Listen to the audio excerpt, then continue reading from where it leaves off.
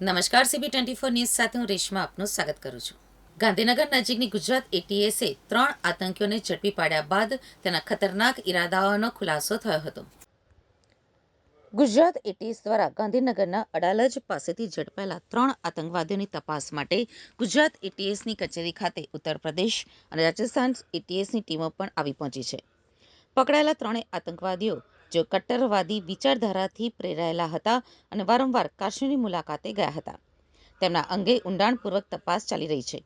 Doctor મોહિઉદ્દીને દિલ્હીના આઝાદ મેદાન અને નરોડા ફ્રૂટ બજારની મુલાકાત લીધી હોવાથી કાશ્મીરી સફરજનની આડમાં દેશભરમાં કોઈ શંકાસ્પદ વસ્તુઓ મોકલવાની હતી કે કેમ તે અંગે પણ તપાસ ચાલી રહી છે.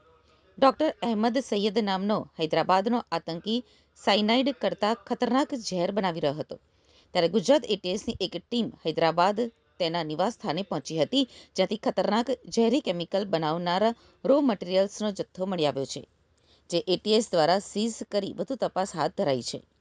એટીએસની તપાસમાં જાણવા મળ્યું હતું કે 3 આતંકી જે વિસ્તારમાં રહેતા હતા તે વિસ્તારમાં કટ્ટરવાદીઓનો પ્રભાવ હતો. હૈદરાબાદમાં આતંકી ડોક્ટર અહેમદ સૈયદે કટ્ટરવાદી વિચારધારાવાળા સભ્યોને પોતાની ટીમ બનાવવા માટે 3 યુવાનો પાસે શપથ પણ લેવડાવ્યા હતા. અહેમદ સૈયદ પોતાની એક મોટી ટીમ બનાવવાની ફિરાકમાં હતો. 3 આતંકીઓની મોબાઈલ ડેટાની રિકવરી કરવામાં આવી રહી છે.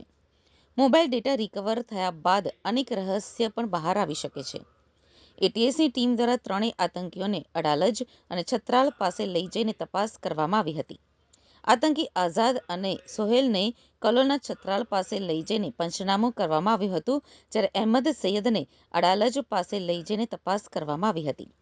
ગુજરાત એટીએસની ટીમ હવે દિલ્હી જઈને આતંકીઓની સંડોવણી અંગે વધુ તપાસ કરશે.